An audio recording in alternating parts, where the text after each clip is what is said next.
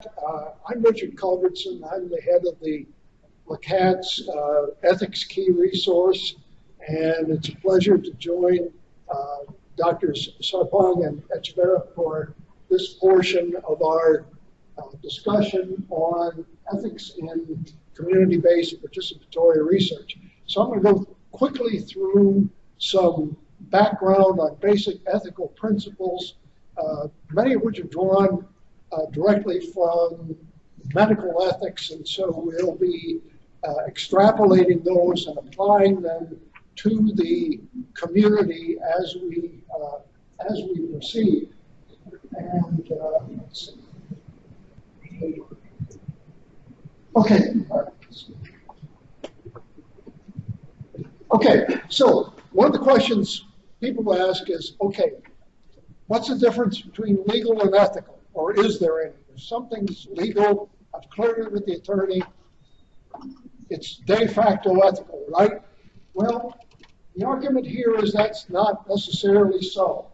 Some things, we divide this into quadrants, are clearly ethical and legal. And so, for example, we have Good Samaritan laws that allow the assistance in a time of crisis on the part of health professionals that is recognizing an ethical act to assist another and conferring upon it the sanction of the law to do so. On the other hand, there are acts that are clearly illegal and unethical. Thou shalt not kill, as an example. But what about these other more troublesome areas, illegal yet ethical, as an example? Famous example, Dr. Robert Coles in the Mississippi Delta Project, that children were being brought to Dr. Coles' clinic suffering from malnutrition. Dr. Coles started writing prescriptions for food. That was illegal at the time. It was not part of the regulations of the Medicaid or any other programs circa late 1960s. But it was an ethical response, even though it might technically have been illegal at the time. What about legal versus unethical? Well, for 60 years in this country, separate but equal was the law of the land, going back to Plessy versus Ferguson, 1892, finally remediated by Brown versus Board of Education, 1954. Still took a matter of multiple years to bring that insight into action, and I think we could safely say we're still struggling with that concept, but yet for us as a society, clearly separate but equal was an unethical and relatively shameful portion of our history as a nation. So we're going to go through some basic ethical principles that underlie this typology, and let's see. Thank you so much, Dr. Echeverri. I appreciate that. Let's start with the first one: beneficence, obligation to benefit participants, clinical research studies, and those in the served by the study, community, patients, etc. Think of this one as the golden rule: do unto others as you would have them do unto you. Second basic principle is non-maleficence, which is a fancy way of saying what Hippocrates said 3 centuries BC, when he basically admonished physicians, at the very least, do no harm. In other words, a participant in a research study has that obligation, or that right to be free from harm as a participant in the study. The third of our precepts is respect for persons or autonomy.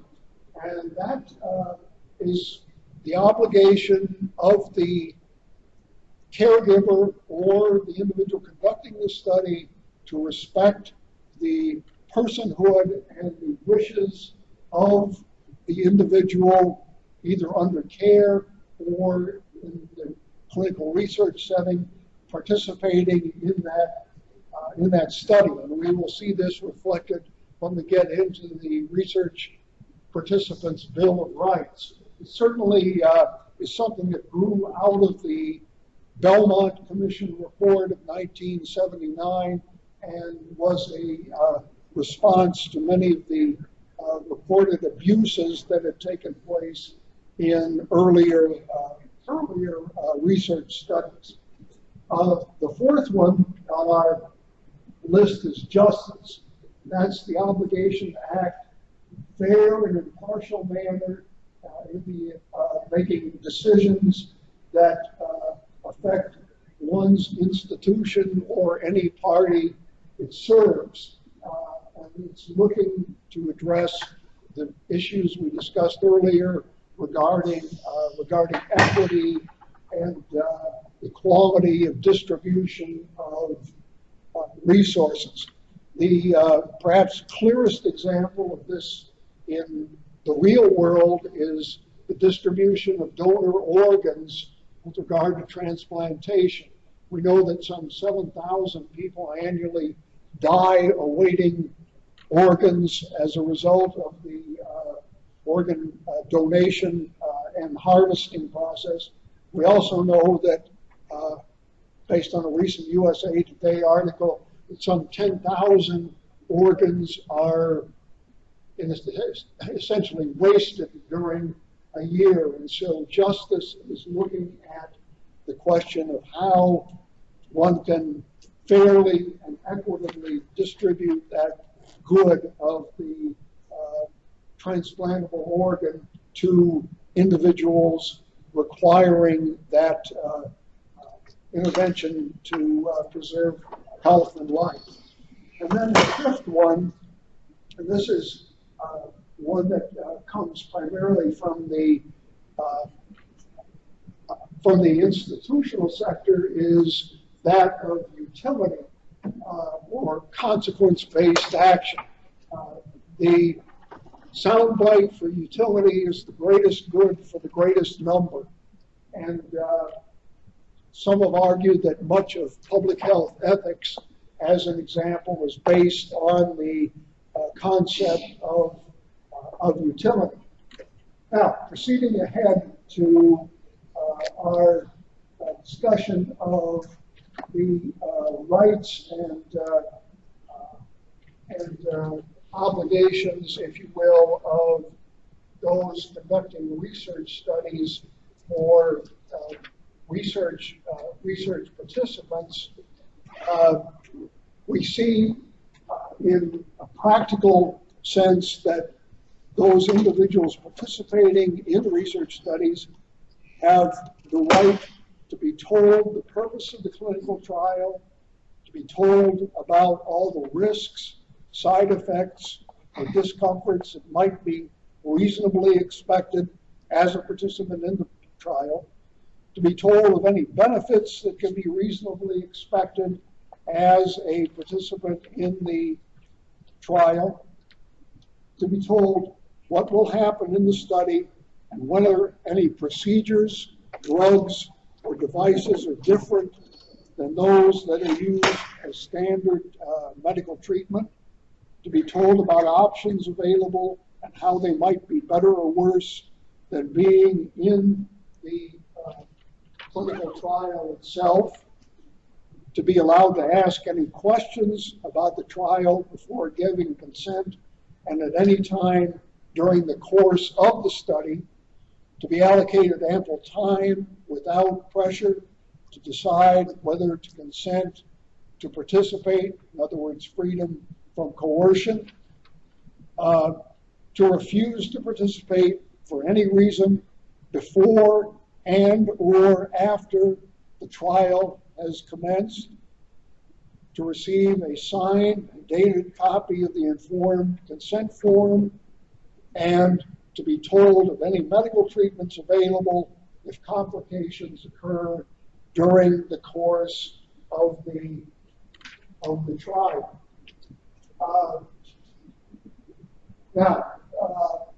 Protection of participants in research studies is typically, as we see from an historical point of view, guaranteed by several policy decisions that have taken place over the course of time.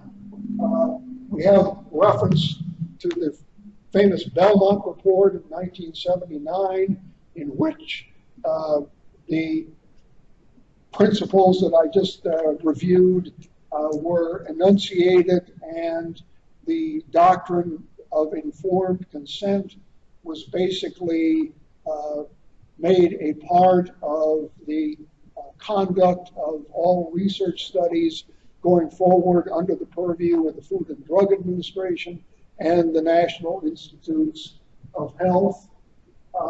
The common rule, so-called, in which is, by the way, recently been revised, in which participants in studies, again, funded by the National Institutes of Health, are guaranteed certain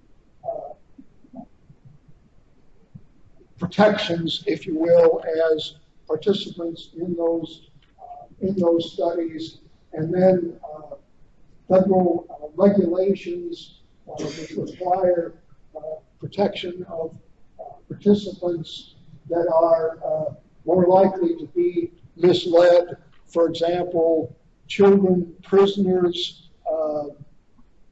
the disabled individuals who are perceived at elevated levels of risk as potential participants in the conduct of research. On the next slide, you might ask, well, who's charged with the responsibility of carrying these obligations out? And that as a result of the National Research Act of 1974 is delegated to institutional review boards of research sponsoring organizations.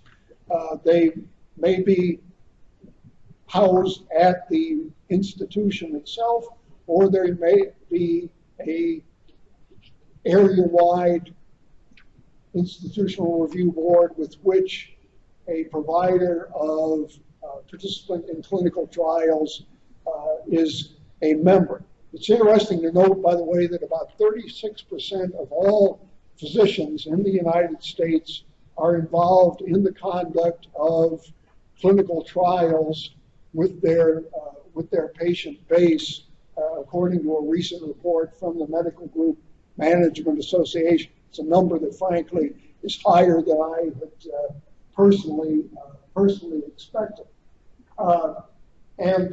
Again, the composition of the IRB, it is comprised of members of the scientific community, but also it must include a community member and an individual that is not engaged in the conduct of research directly on his or her part as a means of bringing objectivity to the institutional review board process. Again, the charge of institutional review boards or IRBs is to ascertain that the study design is such that the well-being and the autonomy of the individual participants will be respected in the study, and the IRB is given the authority to accept, reject, require revision, and to monitor and if necessary, insist on modifications of the study during the course of the study itself, and of course, prior to the institution of implementation of the study. Now, conflict of interest. This is an area that's gained quite a bit of attention. Recently, the federal government has revised its regulations with regard to conflict of interest. Conflict of interest is simply defined as a duality. In other words, I have an obligation as a researcher to protect the individuals in my study, and yet I also recognize that I have obligations to the funding source of the study, and how do I deal with that duality of interest.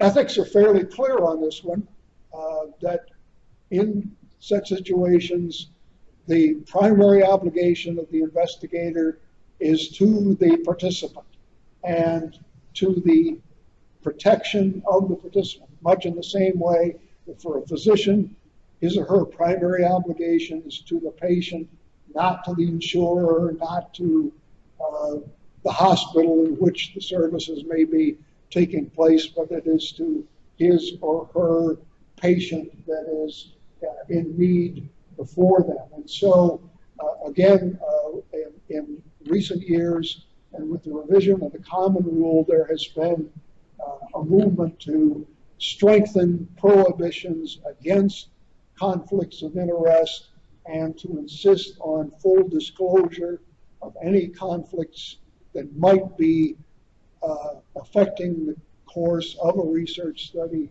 to any prospective participant, and to institutional review boards to take into account as they come to a decision as to whether to approve the conduct of that study or not. And I believe, Dr. Echeverri, that is the end of my formal work. So I'm going to pass the torch on to Dr. Sarpong, and then I'll be back for questions. Okay, good afternoon. I guess we'll get Dr. Echeverri to forward the, can you all hear me? Yeah. Okay, I'll try and project because I don't think this is working. So most times when we talk about ethics and we talk about research, the focus is more on the individual. So as we're talking about community engaged research, I want to shift the idea a little bit to sort of let's now look at the individual more as a community. So that's sort of where I want us to go.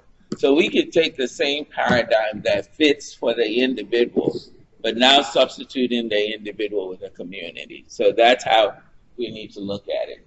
So again, we already looked at the definition of community-based participatory research, so we're not going to sort of go through it.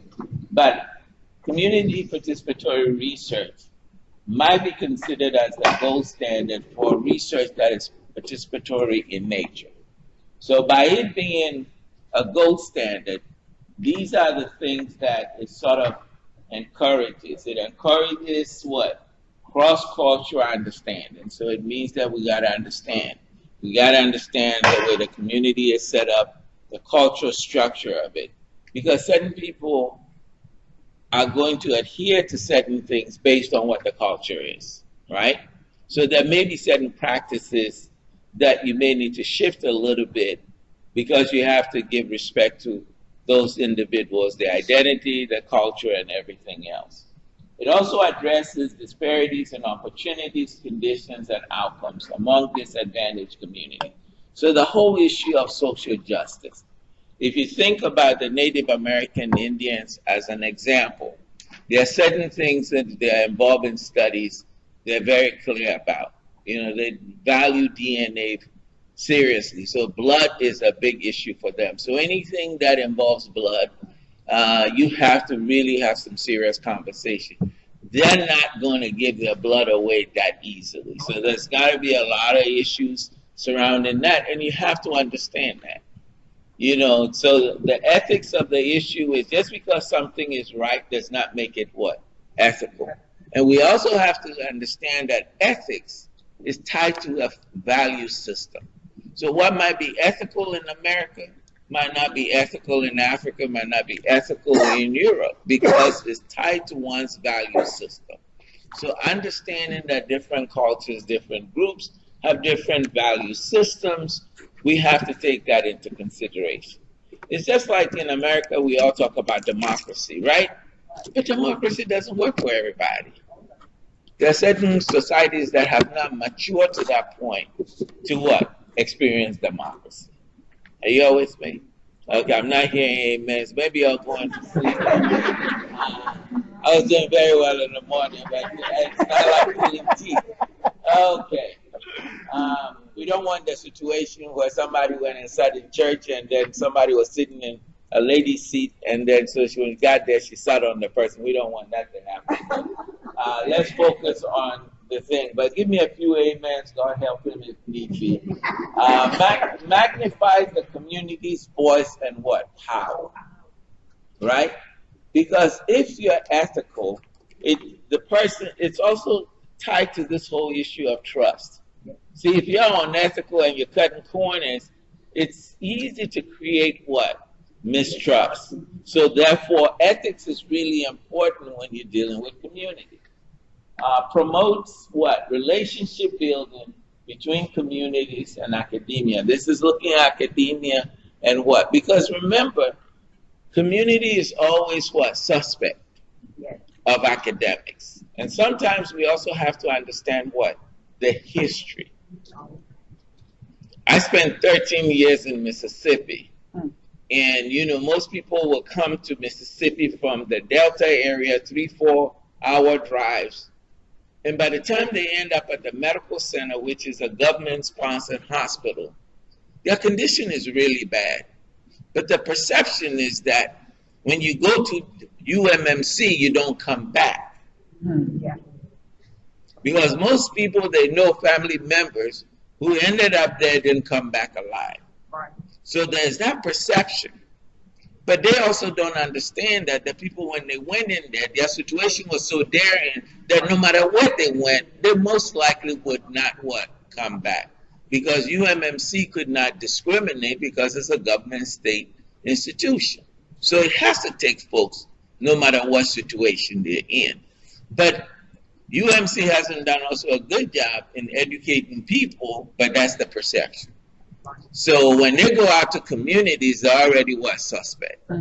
So we got to understand that we got to focus on building that relationship with the community and also educating the folks, because if their perception is a certain way, you remember perception governs, right? Perception governs.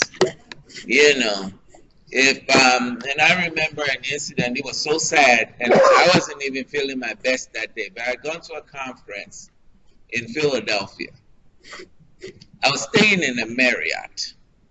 I walked out of the Marriott, and it was a lot of traffic. And just as I was crossing the road, the cars had stopped because the traffic was very heavy. And all I could hear was the doors going click, click. So it's just me being a black male walking across the street. And I'm walking out of the Marriott now. I wasn't in the hood now. If it was in the hood, I can understand. But here I am walking out of the Marriott. And I didn't have no gym's clothes or anything. I look halfway decent. You know, I may not be extremely handsome, but I look decent that day. But I had to catch myself and say, boy, you know, my collar itself is just a symbol of crime. So the doors went click, click. But the whole point is that there are suspects, there are perceptions. And when we go into communities, we got to understand that these are things that are out there and we have to address them, you know, squarely. Ethical issues. Yeah. Oh, okay. So The question in community-based participatory research, we have to deal with questions around who is the community?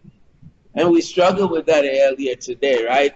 Are we academics? Are we community? Are we both? Are we hybrid? You know, so this is always an issue. But again, we have to begin to look at who is the community. Who represents the community? Is it one person who has a big mouth in the community, and once we get them in our pocket, we're good? You know, who represents the community? And is that person the true representation of the community? Does that make sense? Because that person may have a lot of influence, but does he or she really represents the community?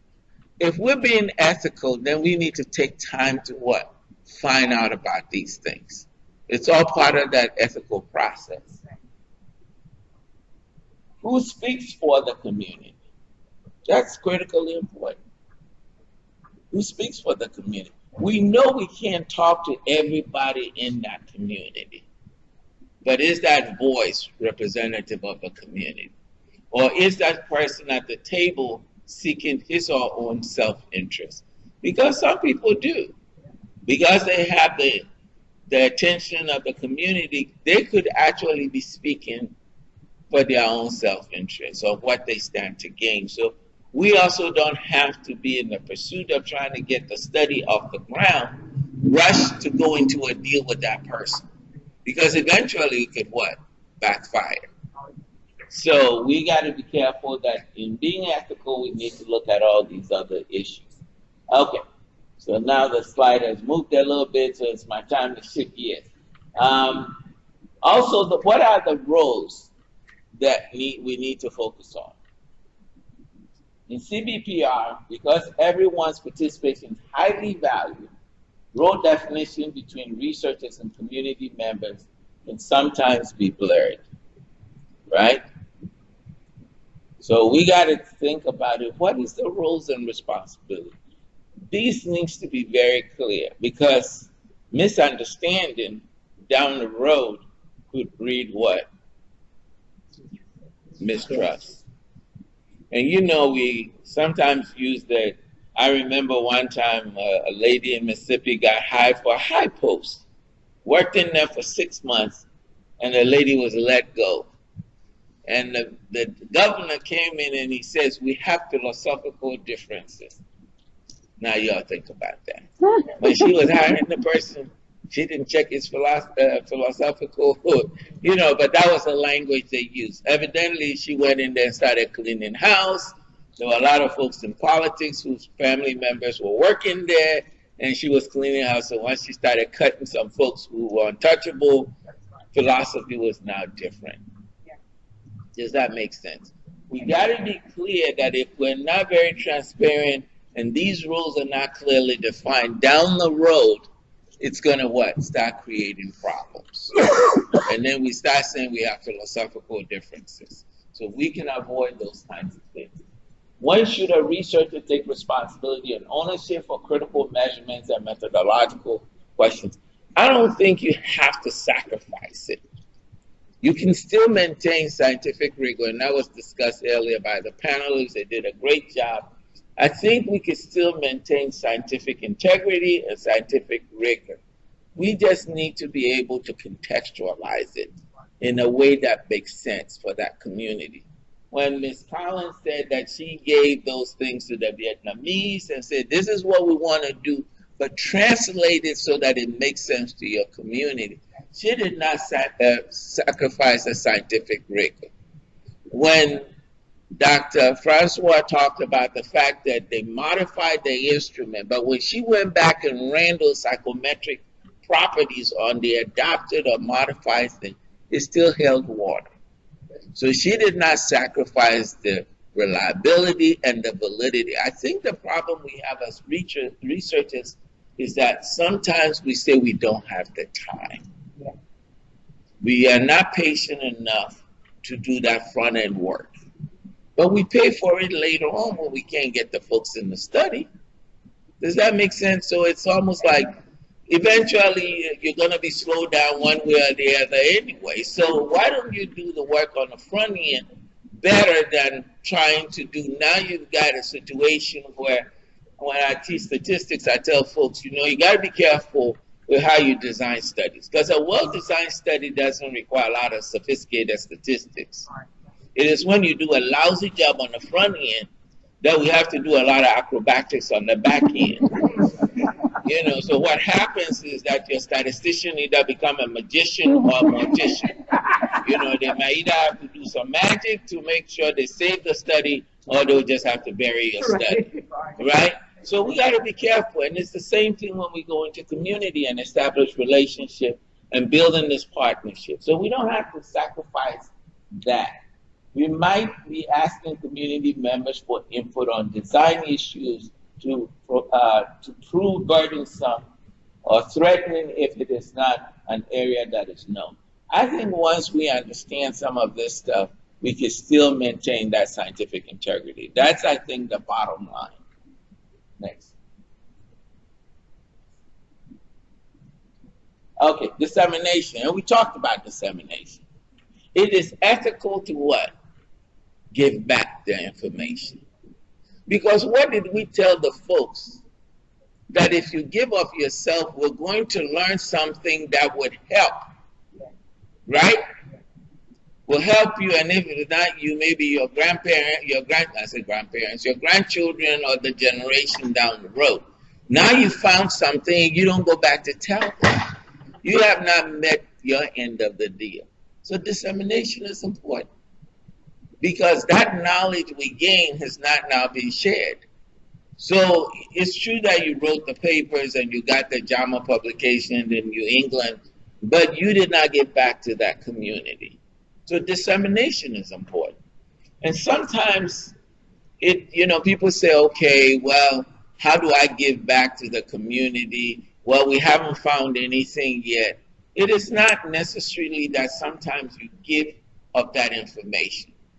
But if you go back to the community, you know this community is plagued with high blood pressure, right? Your study is still ongoing. It doesn't hurt to go back in the community and have a physician there to talk about high blood pressure, how to best manage it, and have the community ask questions about their high blood pressure. That's still giving back. It doesn't have to necessarily be your study. It could be something to help them. So we got to be on board with the fact that the dissemination, giving back, could be given in so many different ways. You know, because then it also shows that you what? Care. You care about them managing their blood pressure well. So again, we have to get to that point where we find ways to share that information. But if the community is seriously involved from the beginning, they would tell us how they want to receive their information back. I think the example with the two-lane cafe reconcile piece is important. Putting that question in that survey, it wasn't part of the research question, but they were very deliberate about how we get the information back. So they asked them, they took an opportunity during that whole data collection to say, give us feedback in terms of how you want this information back to you. I thought that was very important. So we have to be deliberate in being ethical above the board in doing those kinds of things. Would it do more harm to the community to report such findings? Sometimes we also need to go to the community and report back. Why?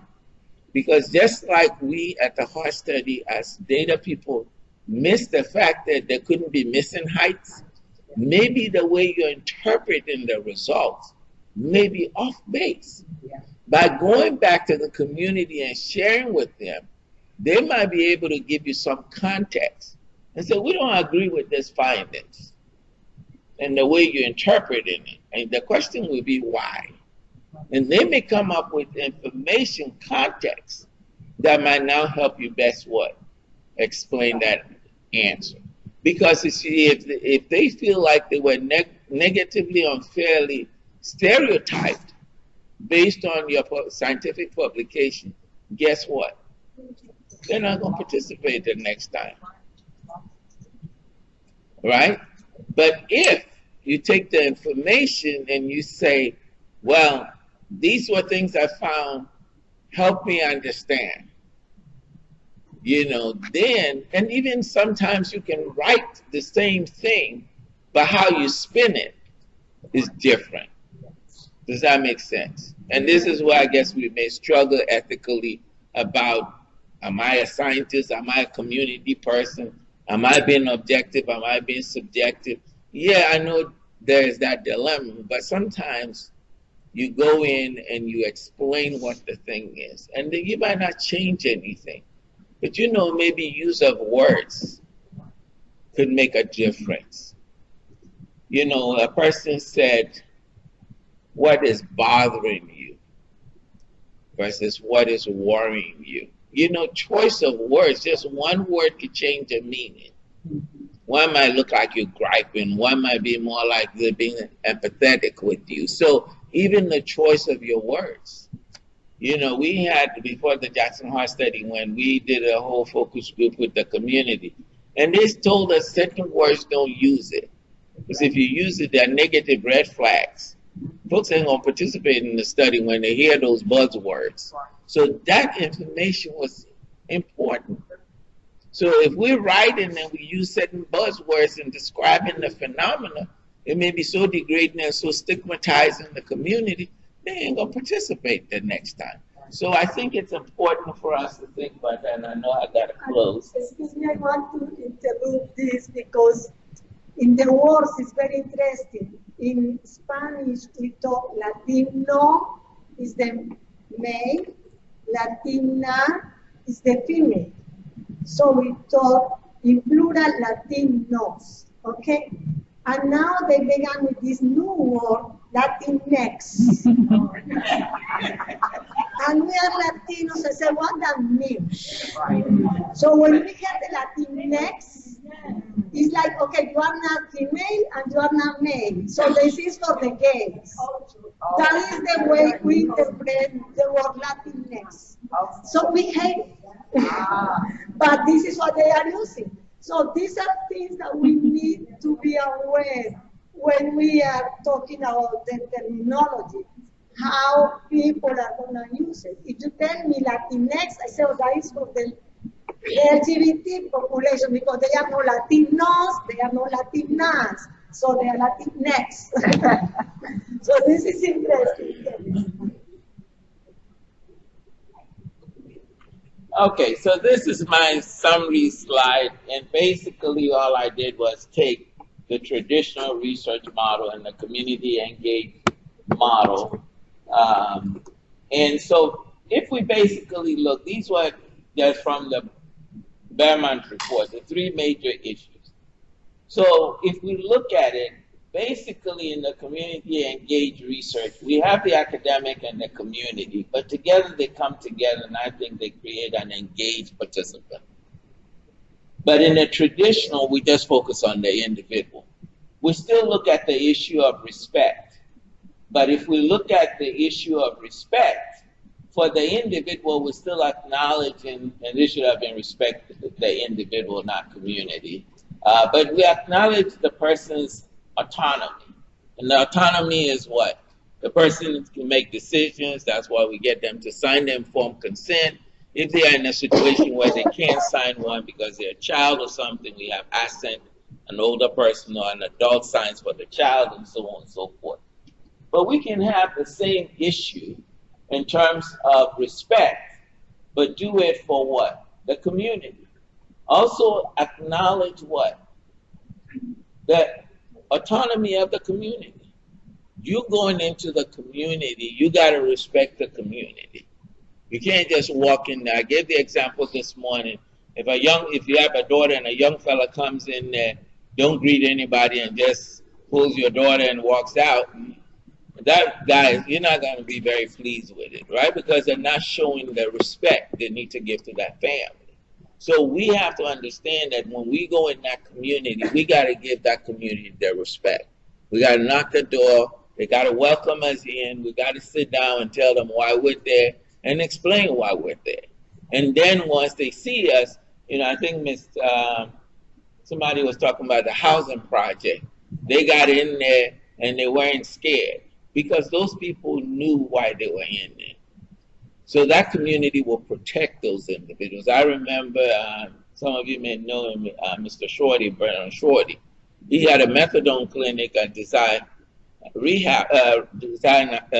housing project. And when I visited, this man had a Mercedes-Benz sitting in there, and I said, how in the heck he gonna have a Mercedes-Benz in a housing project?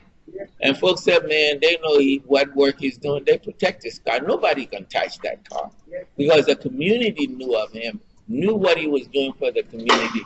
They would go to great lengths to protect him and his property because they knew that he cared for that community. So we got to do the same thing. We got to have the same respect as we give to the individual for the community also. Just as we say we shouldn't do no harm to the individual, we should do no harm to what? The community. We can't be writing stuff or stigmatizing or perpetuating what? Negative stereotype because of what the way we write our findings. We got to be mindful of that our writing is not harming the community. Because if the community at large is harmed, the word is going to get around, right? The word is going to get around. Justice is important, fairness and distribution of what is deserved, equity at the what?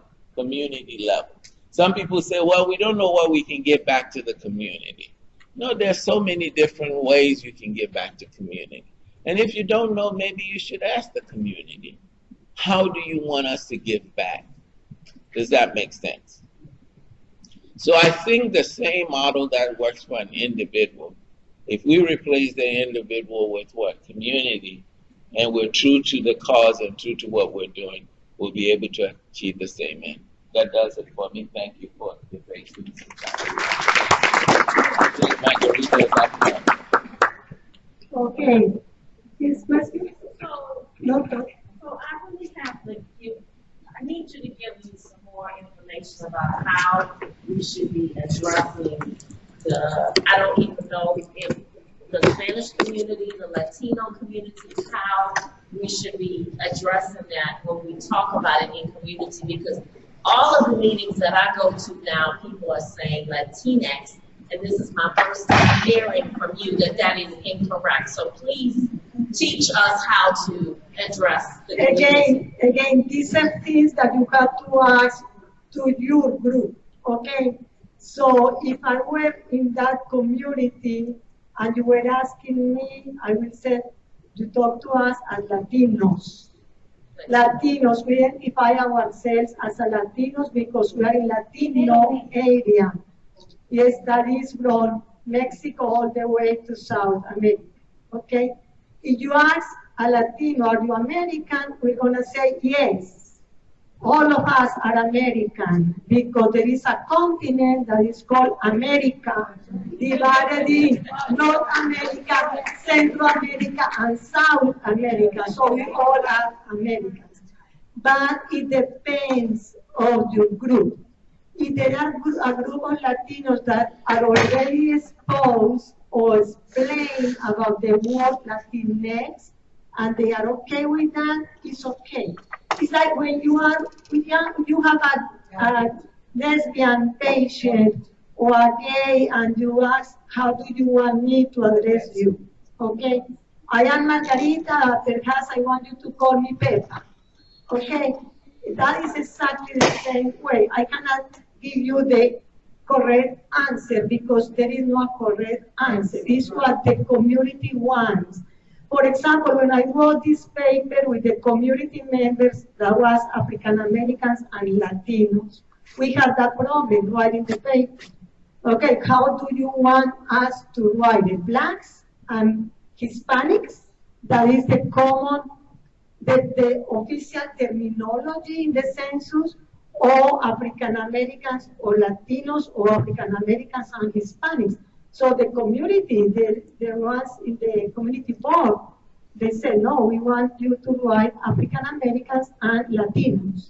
And that is the way we did it. So it's a conversation. If you ask me, when I teach about cultural competency, that is one of my expertise, I always talk about that, yeah, you ask.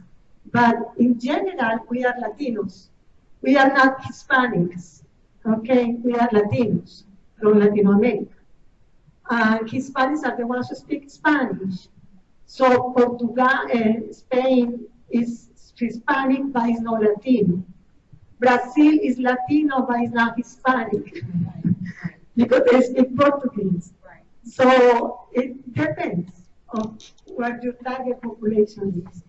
Sometimes we said Latinos speak Spanish, but Mexicans speak Mexicans, because the Spanish in Mexico is so different than the Spanish in, I am from Colombia. So it's something that we need to talk about. So coming back to the topic of health ethics in CBPR, we want to apply that to the research process. Because in the traditional research, we are the researchers, we write the proposal, the community has no idea about what we are doing, and later we got the grant, and later we say, oh, we need participants, okay? That is what we want to change.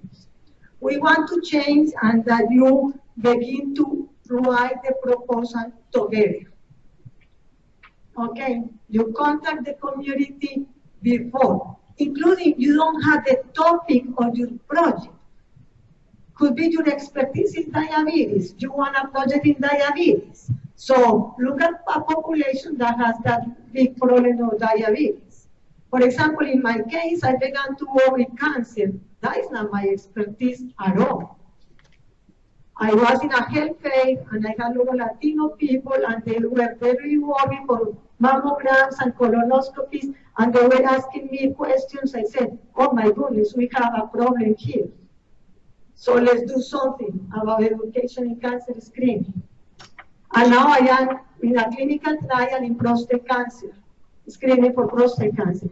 But it was not my intention, it was the community intention. So you sit with the community and say, what do you want? What are your needs? I began my presentation with a health disparities, like the one we did at the beginning in the African American community. These are the disparities. What do you want? And later you go and look for grants that are targeted to that topic. Knowing the way we do. Okay? So when you are writing the background, purpose, and objectives of your proposal, you do it together. And these are the questions I want you to think. You have those questions in your handouts, so we don't want to read each one of those. But the main point is, why this project? Because you want an R01 grant to put in your CV and a promotion and tenure? This is why you want this project? Or because you really want to solve or help, because we don't solve all the problems, to address an issue in the community? Be sure, because that has happened to me. I began to work this little grant just to address cancer screening knowledge, and by the way, I got another grant, and now I got 10. So it's in the other way. You invest first in the community, and later you are rewarded. It's not that we want to be rewarded and see later what happens. So this is the main questions, and I am asking you this because in La Cas we have a little pilot grants when we put together academics and community partners. And you can write a proposal, and if you are selected, you're gonna get $10,000 as a seed money to begin the project. It's pilot project, very small projects when you begin to work with the community and see how that goes. So if you are answering these questions in a proposal, believe me, you're gonna get the grant because this is very key. So once you have those things clear, you look at the research methods. How will your community be involved in your research methods? That is scientific part. If you're doing a survey, believe me, you can teach a community what a survey is. And you can tell them what are the questions and what is the needs, and they will help you with that. Okay? What we want is that using the community only for recruitment, we don't want that. We say that this is like an abuse of the community. Okay? It's collaboration. It's as a full partner. The training, you need to invest in training for the community. So every time you write a grant, include money and time about training for the community, because it's what we want to do. Will be the methods sensitive and appropriate. So literacy level of your community, the language barriers, the cultural sensitivity. So if you are working in a church, like a Catholic church, and you are talking in an HIV or birth control, you need to be aware of that. We have a health fair in a Hispanic apostolate, and we had this big problem because there was a community member that wanted to do something about abortion. A table talking about abortion in a Catholic community. So you have to be very sensitive about what you are talking about in your project. And later we have the target population and the protection of your individuals. So what are we really talking to the right people? Again, I said the Latinos. I talk with the Latino community, but really? Are you talking to the Latino community? No, I am talking to a community advisory board of the Latino community. Okay? So who are the members of the board? Are really the voice of the community. So we need to be balanced. So if the community has high level of people with low education, you need to have low educated members in your community board. Because in other way, you are not representing the community. If you have your project is in all population, you have to have all people in your board. Okay? The recruitment, again, what is the relationship in the recruitment? For us as a researchers, it's very easy and we love to have somebody else to do the recruitment. We don't want that problem. Okay? This is so difficult. No, we don't have time to go to the community. I want to be in my office doing my research. Believe me, it makes a huge difference when you take the car or the bus or wherever you want and go to the community. I never ever do enrollment when I am not present. I am not conducting the enrollment, but I am there. If we begin at 7 a.m., I am there at 6:30 a.m. And the community is presenting the project and they are conducting the service, but I am sitting there looking and learning. Not sitting in my office and later the coordinator of the enrollment calls me, "Oh, Margarita, we got 50 more people." No, that is wrong. Okay, so we have to be very clear on how we are going to do the recruitment in our proposal.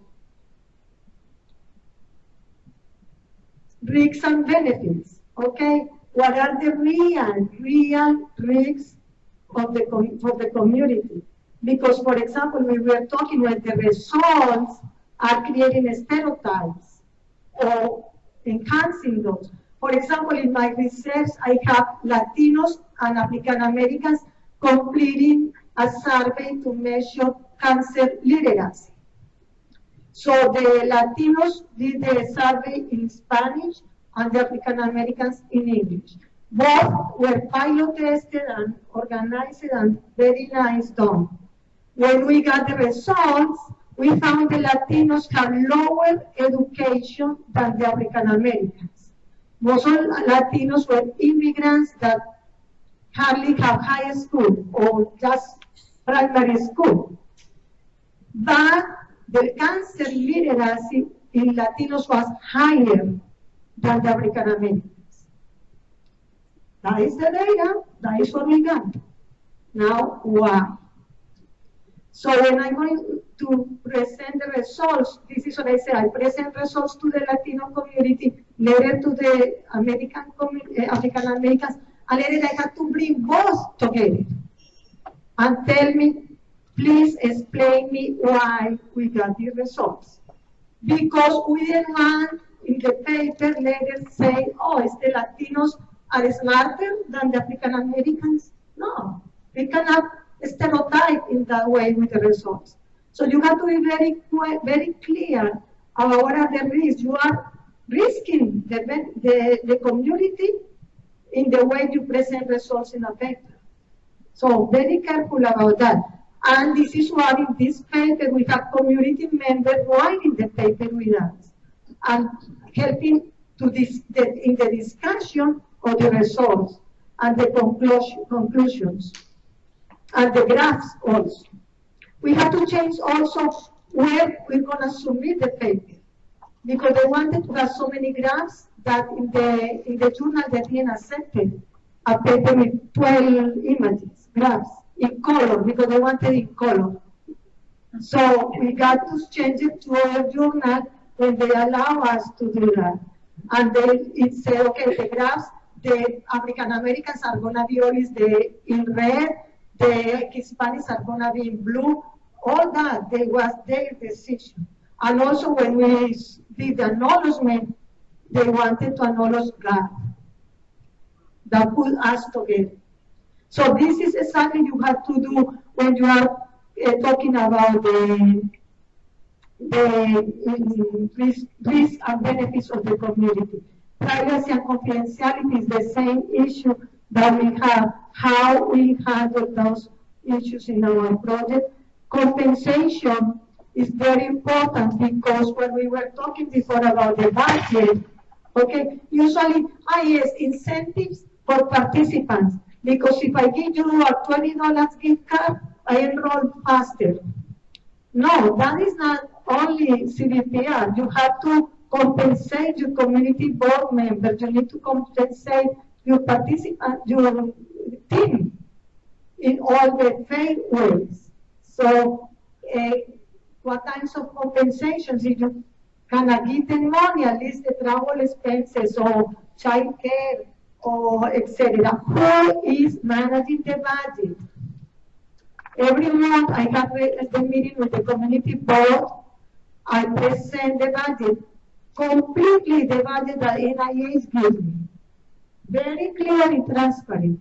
And I tell them, we need to change this because there is not enough money here. We have to change this here. We have to decrease whatever or increase whatever. And they know my salary. They know the percentage of effort.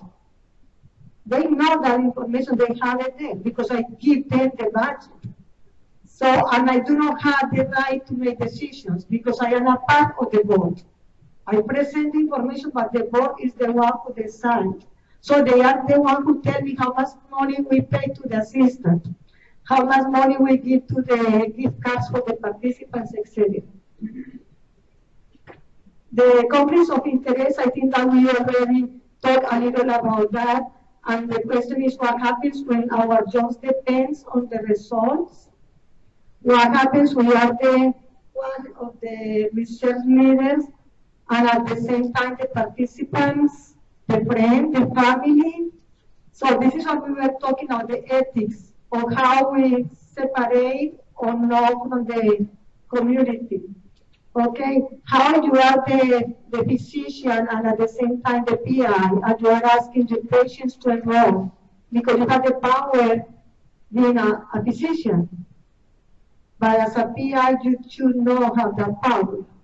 So how if you are a community board member and you are already paid in the grant as a community board member, so now you have perhaps more responsibility to enroll people because you are paid for that. Okay, what will happen once the grant is over? So we got divorced in the community. So the grant is over, so bye-bye, partner, I don't need you anymore. No, this is a long-term relationship. The informed consent, what that means really being informed, and what really it means consent. I was just yesterday in the clinic, and they asked me to sign in this little box. And I said, what am I signing? Ah, you are signing the consent to be treated. I said, what? And what is the consent? You are signing stuff that they don't give you a copy. And the big problem is if you don't sign, they don't send you. They don't, you cannot have a problem. So it's not important because I didn't read it. And it's not really a consent because if I don't sign it, I have to go home and the doctor is not going to see me. The same happens with the research. I have seen consents that IRB asked this, writing these consents with all the law. It's like 7 pages because we have to include everything that is in the Belmont report and all this stuff. And later the patient said, that's too long, I'm not going to read 7 pages. So how do you do? So people are signing the informed consents without reading the consents. And I have seen that in many, many projects. And we are happy.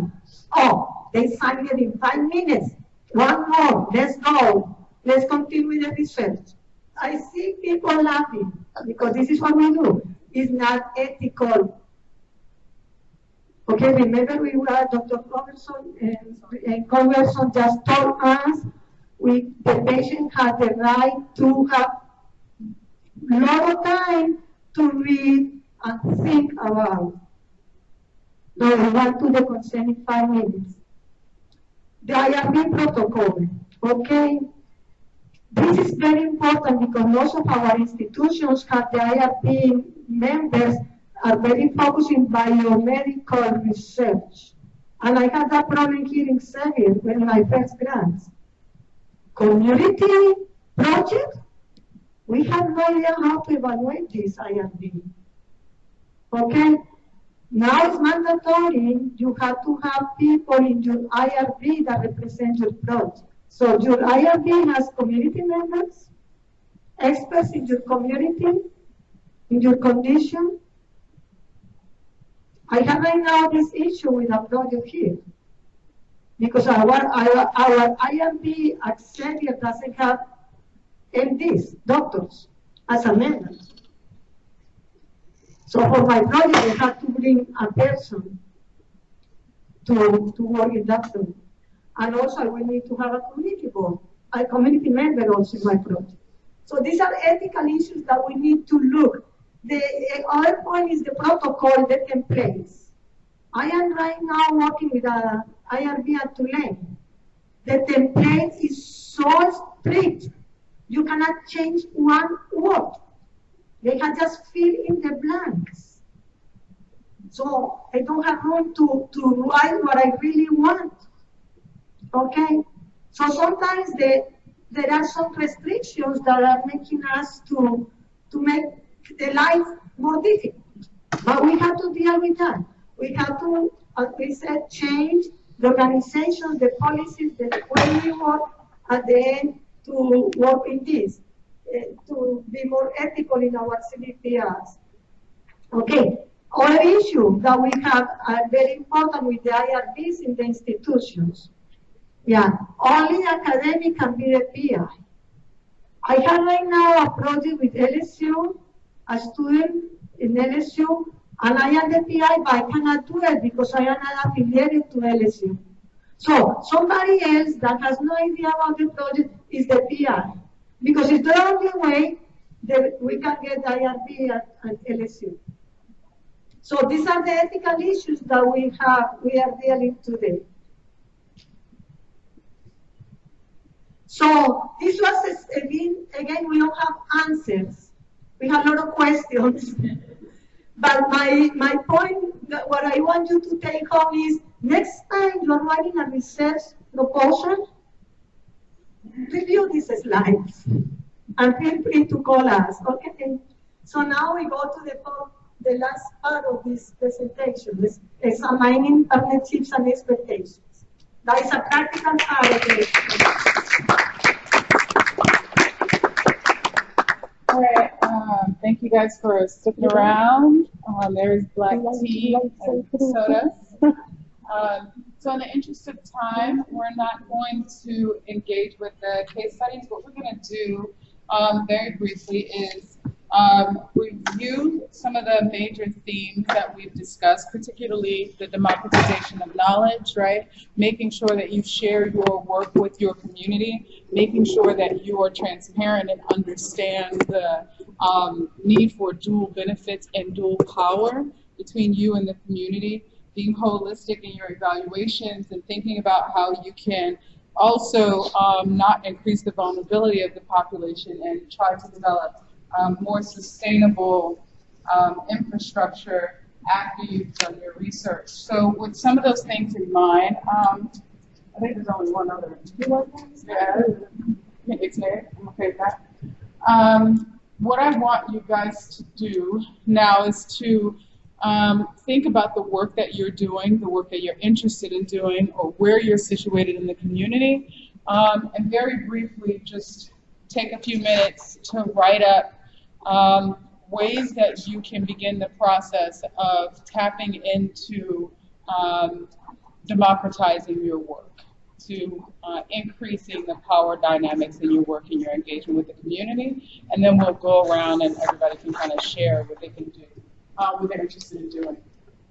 So again, we also talked about ethical principles. You're looking at bioethics. You also have a handout of the ethical principles, so feel free to add that to some of the reflection that you're doing. That's in your folder. I think it's one of the last forms. Let's see. And think about your proposal, etc. So again, I'm just asking you to take a few minutes to be reflective of how you can begin the process of implementing some of the major themes that we've discussed, whether it is the democratization of knowledge, transparency, increasing the power dynamics, developing sustainable systems, being holistic in your work, and or engaging the ethical principles of your work, and then we'll go around and discuss what you guys have found. Does that make sense? Yes. Also, there's a evaluation form in your packet. Please take the time to complete that. Turn that in before you leave. That's most important. So we'll give you 5 minutes, because again, we're just beginning this dialogue. So.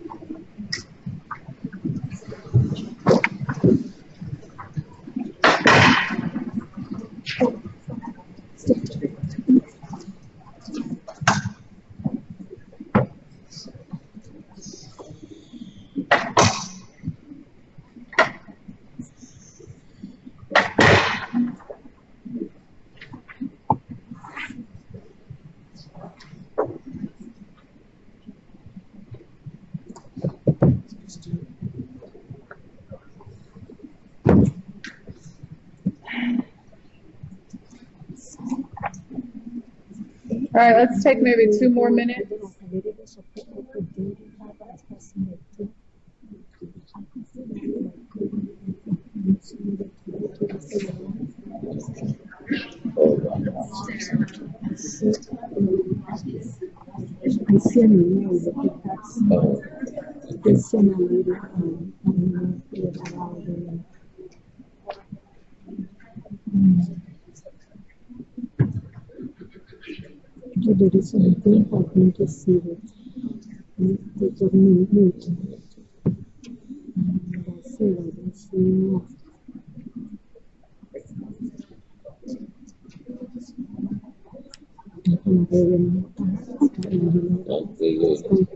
One is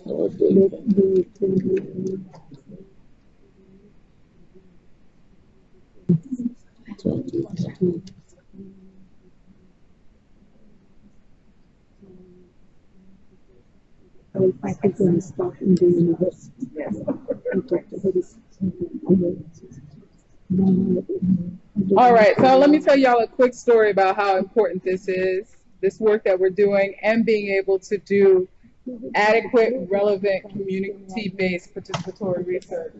So maybe about 15, 20 years ago, I was giving one of my first presentations at Yale University, and I was like, I'm at Yale, I'm in my early 20s, this is a business right here. And they had a lady who was also giving a presentation, and I looked at it, and she said she was going to do her presentation on inherent linguistic and cognitive delays in people from New Orleans. So I was like, okay, teach me something about my people, right? I'm all excited. She begins her conversation, her discussion, by talking about how we all have inner ear problems. And she noticed that from observational analysis to interpersonal communication. You heard me? This is what she said. When I tell you I almost tipped over, and she was like, they're always asking each other if they heard. Did you hear me? Did you understand?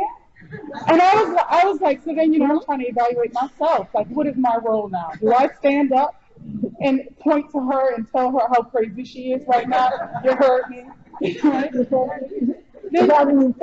Right. And I was like, I'm not ready. Take the wheel, right? So then she goes on and on and on her 25-minute discussion, at which point she starts to talk about how our cognitive delays are evident in the fact that we also answer our own questions. Yes. Wow. I'm about to go to the store yet. Wow. And she was like, they say they're going to the store. Yes. I'm not about to do that. No. And I don't know if I should be fuming or crying. I was going through the whole range of emotions. Like, this is crazy. This is crazy. This is like, I was like, maybe I am having a cognitive delay because I'm really going through the whole process right here. Like, this is, and then when I'm traumatized, I often think it's a blooper reel, right? I don't know if y'all remember it's the bloop. So I'm looking for the camera. This can't be real. Somewhere. Right? And I'm like, and so I had to pull her aside. And I was like, you don't understand. If somebody says, I'm about to go to the store, yeah. Because when we're around New Orleans people, that's how I roll out. I'm about to go to the store, yeah. I'm not answering my own question. I'm saying, not only am I going to the store, would you like something? Would you like to come with me? Or, you running a little bit late, I'm leaving, yeah. Right? And just in engaging in that space, and I think of this 15, 20 years later, if she had, instead of doing her observational analysis, actually sat down and spoke with someone from New Orleans, we would have been able to tell her, I'm about to go to the store. Yeah, I'm leaving right now, right? Right? Or I'm not about to do that, no. Because, we say bye. I'm not about to do that, no. Means not only am I not doing it now, I'm never doing it. Right? And so we have this understanding. And so, again, that becomes significant when we're talking about community-based participatory research. That's not something that you can do without actually engaging in the community. Otherwise, you end up at your Yale University with your 25-minute speech about to give somebody who's from the community a heart attack. Right? So we think of the ethics of those things. So I'm telling you, that was the beginning of me really realizing how important it is for us to be embedded in the community in every aspect of our work, so that we're not making these absolutely ridiculous assumptions that are absolutely ridiculous to us, but extraordinarily valid to them. Does that make sense? Okay. So we'll go around and start over here. What did you guys write? Did you write anything?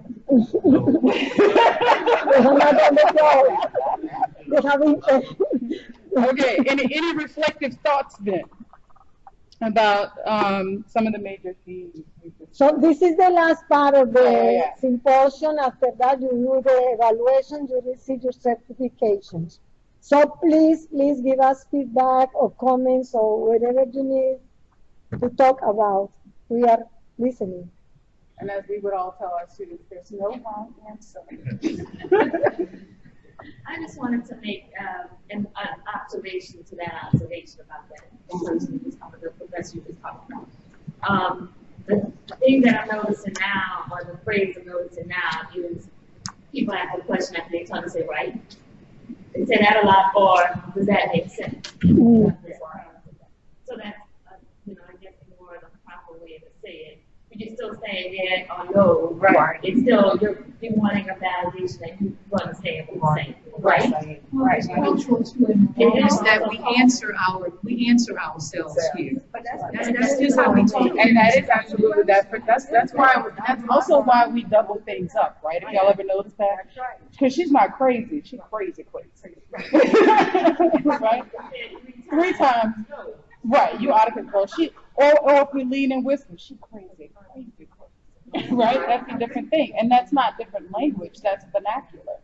Those are the kinds of things that you learn when you're embedded in a community, when you take a moment to recognize that we are, right, the experts of what's happening around us. We are the experts as to why 2 times crazy is not as bad as 3 times. Right? These kinds of little things, that's tacit knowledge. And oftentimes as researchers, as academics, as physicians, whatever the case may be, we disregard tacit knowledge because we feel like we are the experts. I know, well, I went to school for 900 years because that's what it feels like, right? I went to school for 900 years. If anybody knows diabetes, it's me, but I've never had diabetes. So I wanted to ask the person who's actually experiencing diabetes. Right? One thing that I think is so essential to this work, no matter where you come from, your background, locally, it's just really a soft skill of humility, right? Being teachable, being genuinely interested and compassionate about whoever it is you're going to be working with. And I think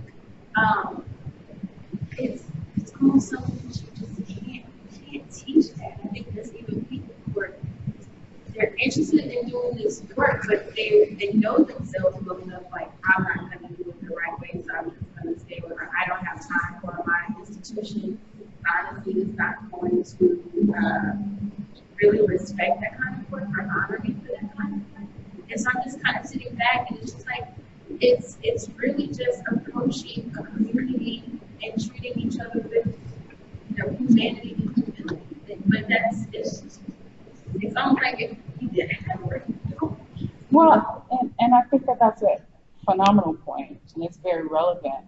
You also have to keep in mind that, so my background is in the medical humanities, and normally the medical humanities, or historically, was a niche field that only existed in medical schools, right? So many people don't even know that we exist, right?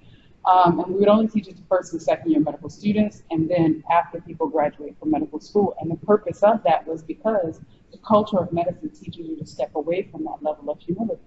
I don't have time to find out about you and your grandmother and what's really causing you to feel it. I got 7 minutes to get your history, to get your symptoms, to diagnose you, and to write your script. So tick tock, tick tock. And so what ends up happening by that 3rd year of medical school, everybody's mechanized. Right?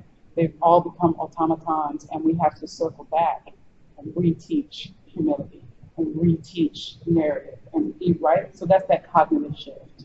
And so I think that a part of the problem is also that when we become so embedded in our work and our fields and our disciplines and all of these things, that we're taught that objectivity is real, and we're taught to step away from what you feel is common interpersonal engagement, humility, right? I'm talking to another human.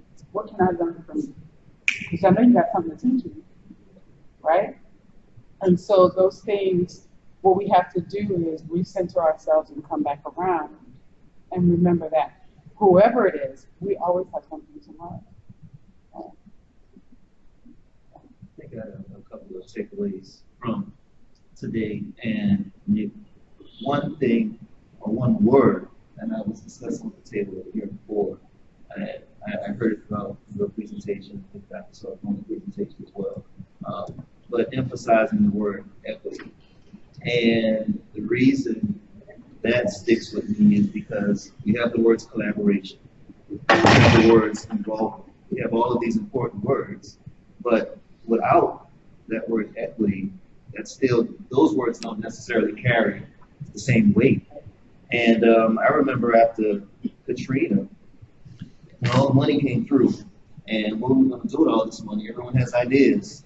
And okay, we also have to check these boxes and get the community in. You know, okay, we invite the community in, check.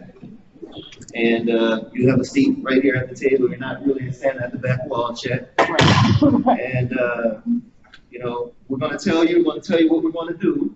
We're going to inform you, check. And maybe, okay, if you have some ideas, we'll listen as well. We'll hear you, check. But then after it's all said and done, what do you hear from the community? Well, they just talk to us. They listen, but they didn't really listen. You know, we talked, but they didn't hear us. So you do have involvement, you do have participation, you do have maybe some collaboration in a sense, but you didn't have equity.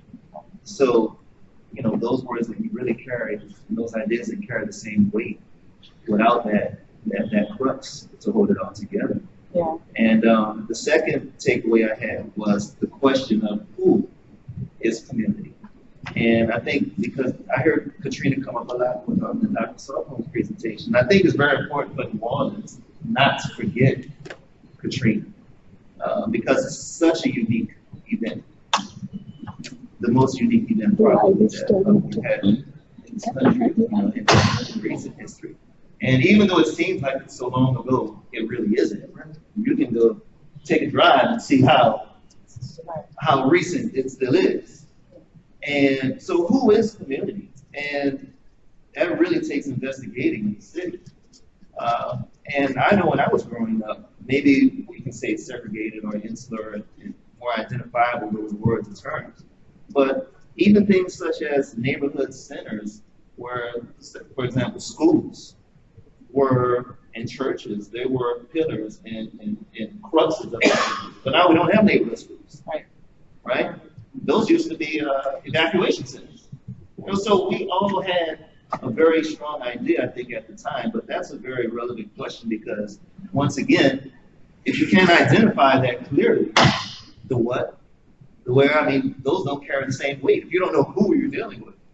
So those were the two kind of takeaways that I got today as far as binding ideas.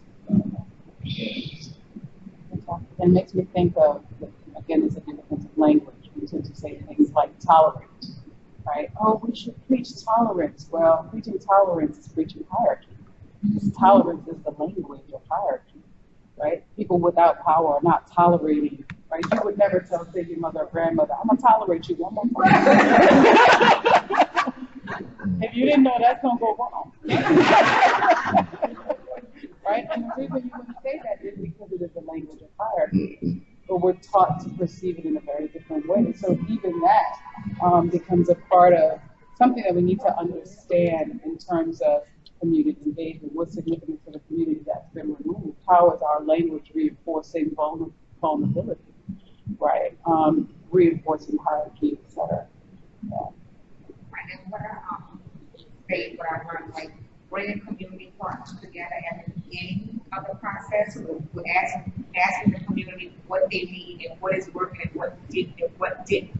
They're asking those questions because we're bringing all of these. We're stating all these things that we want to have, but what is it the community wants? And what worked and what they tried before but it didn't work, and what is it that they really want? Yeah. And being open to the reality that what you want and what they want may not mesh up. And those of us whose pride is a little visible sometimes, that you have to be okay with that. We've all had those moments. I've gone into research studies, like I've done, one of the last things I did was the health impact assessment. And I was like, well, they got maternal mortality, they got diabetes. I mean, I'm checking all the boxes. I mean, NIH gonna fund me, honey, right? And I got there and they were like, we're really concerned about the water. And I was like, but your house looks like what? It's falling apart. You got asthma. And they were like, no, we're worried about the water, right? Because I have asthma. My brother got asthma. Everybody in my family got asthma. Asthma has become normalized for us. What hasn't become normalized is all of this water that's always in front of my house with all of these gnats and all of this, right? And we know the larger health impacts of that. They just see it as this is a problem. So being open to saying, okay, well, I thought I was doing an asthma study, but now I'm doing a study on right? And that being a part of what it means to design and instigate community-based research. Sometimes you got to be like, well, my pride is wrong. I'm researching the impact of water on this. You know what I mean? I want also to say, because that happened to me, I was doing the cancer literacy study, and we have in total 1,500 people. And in the African Americans, we have 500. And we did those first. So when I did the demographics of the participants, we asked about health conditions, and there was a lot of heart disease problems and diabetes. But the study was cancer. So we were talking about when you go back to the community, although you still do not have results. I didn't have any results yet about cancer, but I already knew these participants have a problem that we are not addressing. So we did a community forum, we invite medical doctors, I present the data, say, although the study is cancer, let's talk a little about diabetes and diet and all this stuff, and they love it. And now we have the idea to go in that direction also, but again, it's not my expertise. So there are a lot of needs identified that we are in our offices looking for the grants that we want, but perhaps do not match what the community really needs. So, yeah, you have to change. I think a lot of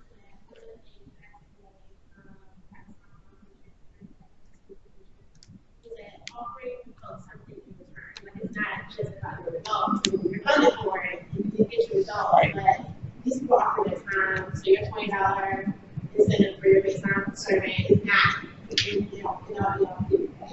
it doesn't take a lot of effort, especially when we're talking about projects, to think about how you can do something that may seem small to you, but impactful to the people you're working with. To do something in return, especially if you're in your stages of doing your analysis, and you know the certain patterns, and there's something you can do on a smaller scale. So definitely give something back outside of your results that you intended to get. And even with that, again, in giving back, you're still touching base with the community. You know, when you give back, you need to give people what they need, what they want. Because even with that, we often revert back to that academic self. Well, we really need schools and bike lanes. You don't want no bike lane, right? Or whatever it is. So making sure that you're always having that dialogue, that you're always in that space, you're always with a part of and embedded in the community, and the way that you're thinking about it and the way that you're engaging. As we know that this research, it's a process. It's a real process. It doesn't happen overnight. Because what we do in the urban is not transferable all the time to the rural. And when you go into the rural, it takes a lot longer because of the education pieces. You gotta conduct all of that initially. It took us 2 years, for example, to do a project, community-based participatory research, from start to finish, with the community buying in and asking them what they thought their greatest need was in that community. It wasn't just diabetes. It wasn't just high blood pressure, cardiovascular disease. You know, it was obesity, yes, but you can't present it as obesity to them. You have to say, well, let's look at something dealing with weight gain prevention, because then it takes away that negative context of obesity. And just presenting to them the work that we had done, they modified all of that and said, well, look, this is what we want to do. Can you give this back to us? And it took 2 years to do that study, but it took 2 years just to get in there, bring everybody to the table, and then work through all of that. And then we started it in 2006, but we were there in 2004 to 2006 before we got the project up and running. And then we didn't leave until 2009. And how was it sustained? It was sustained by training people in the community to conduct the research. We provided all their education. We trained them to do the blood work. It's a process, and it's labor intense, but your end result really makes a difference because you take the time on the front end to take care of all of that, so the back end turns out a lot better. So I do have 3 papers with a full process of community-based participatory research at events. So I only brought 3 copies because somebody took some earlier. So if somebody wants this, you're welcome to. Oh, okay, great. The other thing that I was thinking about this whole term community. Oh, yeah. And how maybe it should be redefined or translated in a different manner, in that academics are the researchers, they are the community as well. Mm-hmm. And how can we level the playing field with both parties so that we can understand and remove some of these trust issues and reveal to one another that we are both a part of the community. The only difference is that the academic community has a different set of skills and resources, and so does the residential community. Right. So I think if we attach community to both partners, that might provide a different realization on both sides in how we approach one another, and may remove some of those barriers and challenges and also intimidations. Yes, absolutely. That exist, you know, between the two entities. So we're all community. Yes, we all got to brush our teeth the same way when we wake up in the morning. Ideally, Yeah, there's no difference with that. So only realize that you have a certain set of skills and resources that I don't have, that you can offer me and I can benefit from, and so can I. So if the residential community can feel more empowered with their assets and what they bring to the table, we will both come to each other really feeling that we are absolutely equal to one another. You're not better than me, and I'm not better than you. Exactly. Absolutely. And with that in mind, we're going to briefly ask both the members of the academic and residential community that are present here to take a moment and fill out the survey. Let us know how we can better serve you and you can better serve each other. High five. Okay. And so you all are our troopers. You're here to the end. I'm so grateful that you stayed and that you were able to contribute to all of the great discussion and conversation. So as you're filling out your forms, please give them to me at the registration table so you can get a certificate of participation for this event. But as you're filling out the forms, we'll have Kamau Ferdinand. We'll have a couple of closing remarks. Just quick closing remarks so that we can honor your time. So Mr. Kamau Ferdinand will give some closing remarks, and then Dr. Sarpong, and then we'll adjourn our event for today. So thank you again. Okay, well, I'm not going to keep everyone any longer, so I already heard from me a little bit, but I'm also with the LeCats Cab, and I guess some closing remarks would be, as a result of an event like this, I would say this should not be the culmination of ourselves and what we've experienced.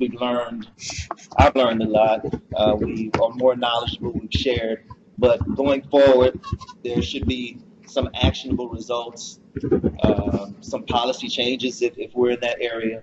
And the second thing I would say would be accountability for ourselves, because it's very easy to lose sight, I think, sometimes. And if we have sort of check-ins with ourselves as to where we are in our movements, in our actions moving forward, 3 months, 6 months, 9 months, 1 year, you know, how much have I improved on what I've learned, then I think that really makes these type of events really worthwhile. And so thank you, the cats. Thank you, Dr. Sarpong, Dr. Echeverri. I think this may be her brainchild, possibly. And all of our other presenters, Dr. Sheppard and Dr. Kennedy, and I hope I'm not missing Dr. Culbertson. Thank you very much. We had a discussion over there as well. And everyone else, I'm glad to be a part of this. I've learned a lot. I hope everyone has too. And thanks everyone for ongoing support. I know I don't have closing remarks, but as you can see, because he talked, what is next? This is level 1. You know that means should be a 2, no? So depends on your feedback, your evaluations. We will move in this direction to continue, because this was introductory. Is that for us or for you? For all. For all of us, okay. Well, thank you all so much, and we appreciate your time and effort. We couldn't have done this without each and every one of us in here. So, in closing, I'm just going to tell a quick story. So, there was this community whereby there was this old man who lived up in the hills, and everybody in the community said he was the wisest man that the community has ever had and have known. So a group of young kids decided that they didn't believe that. The community didn't know what they were talking about, and that they were going to put this old man to a test. And their scheme was that they would go to the forest, catch a bird, and they would go up into the hills and see this old man and ask him whether the bird was alive or dead. And their trick was that if the old man said that the bird was alive, then they would choke it to death. Oh. And if he said that the bird was dead, then they would let it free so it would fly away, just to prove that he wasn't the wisest man. So the day came where these young fellas went to the forest, caught the bird as they had planned, and they made it up into the hills. They went in there, and the old man was sitting there minding his own business. And one of them said to the old man, "We hear you're the wisest man, but we have a dilemma. And the dilemma is that one of us have a bird in hand, and we want to know whether this bird is alive or dead." So then the old man paused for a moment. He stared in each of those young boys' eyes, and then he said to them, "Whether this bird lives or dies, it is in your hands. Ladies and gentlemen, where we go from here, what we do from here, lies